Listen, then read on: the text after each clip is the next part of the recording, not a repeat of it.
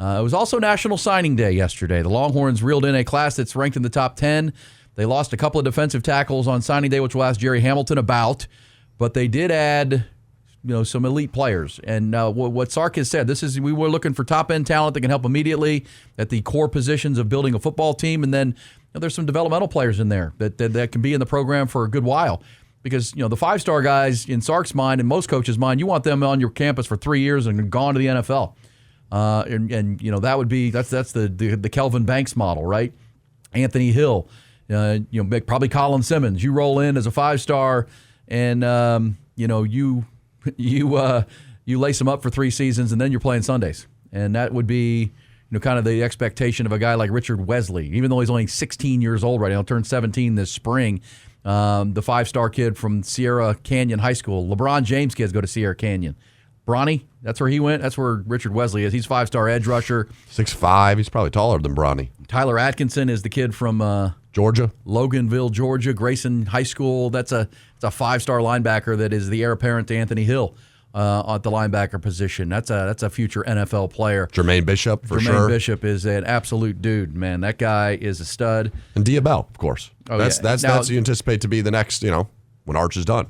And Dia is a kid whose father, Rajah Bell, is a 5-star player. Watched Rajah Bell as a child play. Jack and I did. And watch basketball. Can't wait to connect with Gerry, because the one thing you keep hearing from Rajah Bell, people that have seen him play, is he's like his dad was.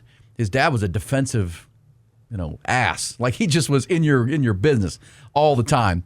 And that's what Rajah Bell is. And he, in addition to being an elite athlete and played basketball, played multiple sports, football. He's a leader, and he's just one of those guys that where Arch Manning has kind of had to learn to be a leader. I think Rajah Bell, with his upbringing, his bloodlines, he kind of already brings that. But he's ready to wait his turn and compete. He's going to compete, but he's ready to understand that Arch Manning is here this year and probably next year, potentially.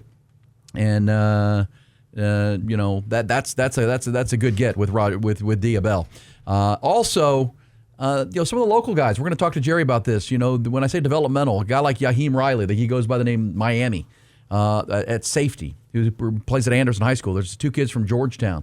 They're only like 3-star players, but boy, they look like the part. Remember, Andrew Makuba was a 3-star player coming out of Austin LBJ. A guy like Jade Barron, who developed and played 5 years in the program. In this day and age, if you can bring in especially 5-1-2 guys and players that are going to develop and play in your program, that are already dedicated to Texas, want to be part of what they're building here. So we're going to talk about those guys, and let's get some expert opinion on this class of 23 with some high-end talent and some good developmental players with our man Gerry Hamilton of On Texas Football. G-Man, how are you doing, buddy?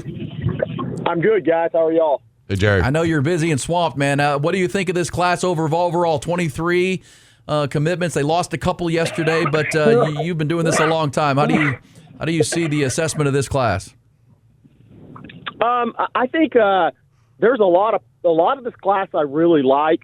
I thought yesterday was definitely rough from a D-line standpoint. I mean, recruiting in the SEC region, man. I was a big fan of Vodney Cleveland. We had been predicting he was going to flip. Corey Wells was a tough one. He had been flirting with Auburn, but so that's the only thing from yesterday perspective that was tough. But I think Dia Bell's a tremendous quarterback prospect. I think Derek Cooper is a tremendous running back prospect. I like that they got the second back in the class, even if it's as a role player, special teams player, early in his career. I like that it was 2 bigger backs in this class. I'm a big Cohen Brown fan, the receiver out of Waxahachie. I think he's an underrated player. Jermaine Bishop is absolutely fabulous. We hear there's a better chance he plays more offense than defense, and I think that is probably his best position, although he'd be equally good on either side of the ball. I think he's pretty special. I think he has 108 catches for 1,715 yards headed into their regional final game against this weekend. Y'all know I love John Turntine. I think he's going to be a tremendous player. They missed on a second offensive tackle in this class. A D-line and a second offensive tackle in this class, I think, they tried to make a run at Malachi Lee, couldn't get him flipped. Bryson Martinez ended up sticking with LSU after Lane Kiffin was hired. So I think from a needs perspective, D-line, interior D-line, and offensive tackle, that's where they like to add pieces. I love the linebacker class. I think Tyler Atkinson's a potential star And I think they got really good size and versatility at linebacker in this class. I love Richard Wesley at edge. I mean, he's a guy that has first, second round NFL draft potential if he stays healthy and keeps on the trajectory he's on. He's still 16. He reclassed from 27 to 26. I think the world of him after watching him work out in July out in SoCal. His trainer, Trey Lewis, does a great job out there. And he works Wesley works with a bunch of NFL players, so he's kind of ahead in his understanding of hand usage. He's got a little bit of a plan for a young kid. The D lineman they got, look, I think James Johnson has a chance to be a disruptive football player. I really like James Johnson's upside. Jamarian Carlton, some people listed edge. He's an interior defensive lineman all the way. 5 tech to 3 tech, will be over 300-pound 3 tech. He was 206 pounds his freshman year, 281 pounds right now. Wow. So he is headed to be over 300 pounds, I think, in pretty short order. He's got kind of that Alfred Collins frame where, you say, okay, this guy might actually weigh 315 pounds one day. So he's similar. He's got that basketball athleticism. His best football is way out in front of him. Those 2 D linemen are going to need a year, right, to fill out the frames, learn technique, develop. But I think they're 2 disruptive potential guys for Texas. And I do think Texas needs a little pass rush, disruptiveness on the interior. I think they'll go to the portal for an over-the-ball player on the defensive line. Secondary class has a lot of size and versatility. Yaheem Riley, who U of H tried to make a late run on again. He was once committed there. But Yaheem Riley can play nickel, can play safety, physical football player. Teray Davis, a late commitment to Texas, a flip from UCLA. Texas beat out Washington on him. I think he's a really talented playmaker as a safety prospect, about 6'1", 185, 190. Hayward Howard's a very interesting prospect out of Edna Carr. He's 6'3.5", about 178, just turned 17. I think, he's played as much safety as corner this year. I think his frame's going to get big. And we're talking like 6'4", 200-pound kid. He may end up being a safety in this class. Samari Matthews, true corner in this class. All those guys are 6', 6'1", or above. So I think they got a lot of versatility there. I really like the punter in this class. We don't talk about specialists much, but I think Bukowskis, the punter, has a chance to be a really, really good player in the punt game. He was arguably the best punter prospect in the country. I think they got a multi-year starter at long snapper as well. Jake Collette didn't have a great senior season, but he's a very talented kicker. But I think Texas will go to the portal for an experienced kicker and give him some time. So I think overall it was a solid class, ranked anywhere about 8 in the country right now. Okay, will Texas add to the class? They're still trying. I mean, right? They with Brian Hartline leaving to go to USF, Chris Henry delayed his signing. It has been more Oregon and USC mentioned there, but Texas is trying their best to make a run there. I would probably save my money on that deal and go to the portal, honestly, for an experienced college receiver that's put it on the board next year. But it's not my decision. I think that we're also watching some 27s that may try to reclass to 26. I think that's always out there. So it's not just Texas. I think there's 2 or 3 schools that maybe have an addition in this class later on, a 27 that reclasses to 26. It's maybe a highly ranked kid. A couple of highly ranked kids will do that. A few already have. So I think it's a solid class for Texas. I think they positionally, I always look at the needs. I think they fell a little short getting a second offensive tackle, true tackle. And then I think at defensive line, that was it was a tough day yesterday on the D line. They love their freshman kids. Now they're going to have to put it together in 27 behind this 26 class.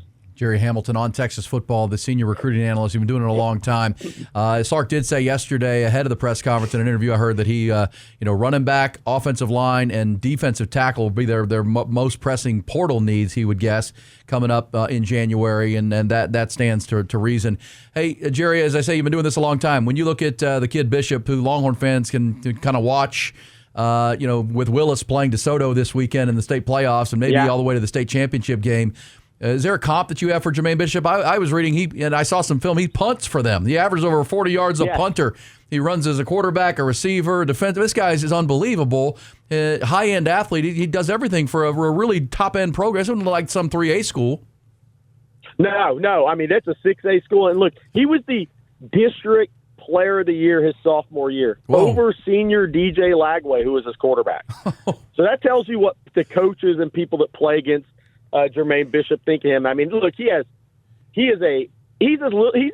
I wouldn't say he's a slide-up build kid. He reminds me of a kid from South Florida that I've covered for many years. He's 6 foot, 165, 162 right now. I mean, that guy burns calories all day, and he plays 100 snaps a game, right? So I actually think he'll be a 175-pound player in time. And all these guys don't have to be big. Xavier Worthy may never weigh over 175 pounds until he's done with sports, right? So Devontae Smith never will. My comp for him, man, and I've thought a lot about this, guys, and I'm not saying he's going to be this good.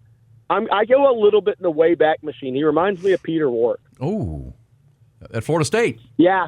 Like some people have said Jalen Waddle. I don't think he's that explosive. I think he's a little different. Jalen Waddle was really almost like a running back, 182-pound running back playing wide receiver. Not that he had running back power, but I mean just the shiftiness, the side-to-side lateral ability.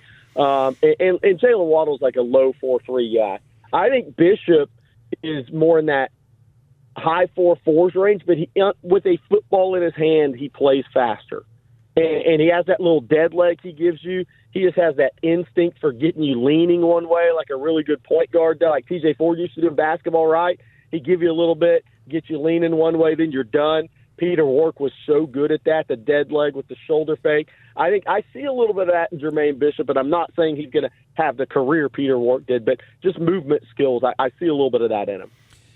He's a guy that maybe could impact immediately at the wide receiver position, maybe in the slot and on special teams. What about a running back? Is Derek Cooper a guy out of Miami, Chaminade Madonna High School? Is he a guy that could help early?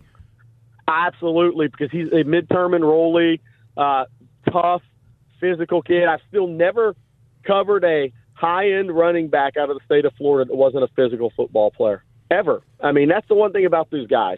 And he had a high ankle sprain early in the season, so if people just look at his stats, I think they missed the boat on him, and I think he's underrated nationally because Chaminade Madonna beats a lot of people pretty badly. They play some tough teams too, right? But they played American Heritage, Diabel School. They played St. Thomas Aquinas, who's as talented as anybody in South Florida.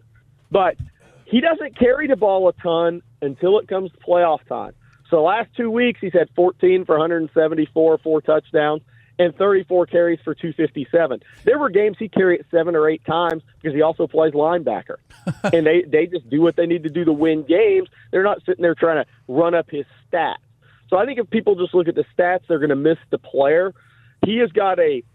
He can run inside zone. He can run the ball inside. He can run outside zone. I think he's a really good scheme fit. He's going to be about a 215, 220-pound guy in time. But what he does, he has a really good feel for setting up his runs. He has patience. He gives you a little skip cut, a little dance, and then he hits the accelerator. And he's at 205 pounds, he's a 10-7 guy in the 100 meters, so he can really run. I think a big thing for all young running backs, and this will be true for him as well. In high school, what I really look for with running backs, the longer I've been in this business, in high school, these guys can drop their head and eyes on contact and break that tackle, and they're such good, talented players, best player on the field, then they can still get their head up in time to break tackle 2 and 3 or score an 8 from 80 and strike up the band, right? In college, you have to keep your eyes up on first contact because everything pinches, everything closes so fast, especially in your major conference level, that I think that's the one thing Derek Cooper will have to be cognizant of, but he'll be an early enrollee as a college football player and running back. You have to learn to keep your eyes up on that first contact. But that's true for any running back. That's what made Cedric Baxter so good early, and gosh, it sucks for him, the injuries, because he had such great feel and instincts. He wasn't the best, take the handoff runner, but, man, his eyes were up on contact. He could always see where the next guy was coming from. He was great in pass pro. So I think Derek Cooper is a better runner, better athlete than Cedric Baxter. It remains to be seen if he's as prepared to play right out of the gate, but I definitely think he's going to help Texas next year.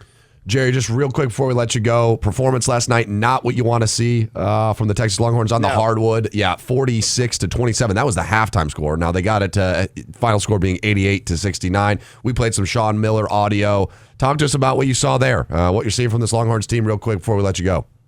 Yeah, I think coming off Hawaii, the tournament in Maui, I think teams kind of struggle if they play quickly after that. Yeah. They had 3 hard practices leading up to that game.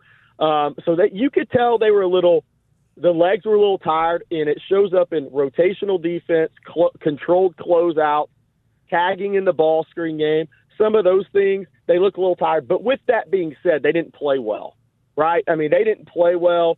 Dalen Swain came back and had a good second half. He missed 2 or 3 in the first half you got to make. Nick Cody had 2-point blanks, missed him in the first half. Jordan Pope, obviously, you can tell when shooters don't have their legs, right? I mean, little short, little rim outish. He started attacking more in the second half. I think it'll be interesting to see if Texas mixes in a little zone at times this year. I think they need to defensively, honestly. I know as you build a program, you don't want to necessarily do that much, but I think they're going to have to from a matchup standpoint. In Virginia, I've always been a big Ryan Odom fan. I think he's a really good coach. And I talked about this in the offseason. What is so interesting about college basketball now is all the international kids that have come over, guys. And like the DeRitter kid, their best player, who'll be a first-round pick at Virginia. I'm friends with his agent just by chance. And Texas, Kentucky, I mean, there were a lot of schools that had discussions with the agent on DeRitter, but nobody thought he was going to end up coming over to play. He didn't even come over till July. I think he signed with Virginia in July, as did their 7-footer from Germany. That's what's so interesting about college basketball. Virginia absolutely, because they had spots in NIL available, absolutely got 2 tremendous prospects from overseas that some schools backed off on because they didn't know if they're actually going to come over. So the international piece is very interesting, but Virginia hit 2 home runs overseas. Those guys, I mean, DeRitter's a 22-year-old guy, right? I mean, he's not really a freshman in college basketball. He's been playing at the highest level of European ball. But they crushed it on those 2 European kids that they got over, and that's the difference for them. Texas has to play better. I think they'll play better defensively, but I do wonder if Sean Miller will mix in a little zone from time to time as the season moves along. Because if you look at your roster this year, and I think the best days of Texas basketball are way ahead. I love the guys coming in, how they're addressing perimeter shooting. Austin Gooseby can get downhill on people. But parts-wise, now that we've seen 9 games, are they going to be able to guard Alabama in a select game like that? There's going to be some people they play against, and I think the SEC is a little down from last year. There's going to be some people they play against, though, they're not going to match up well with this year. I think Virginia's size, even though Texas is big, the skilled size gave them some issues, and I think that may foreshadow 2 or 3 teams they play in the SEC, so we'll see if they mix in a little zone in conference play.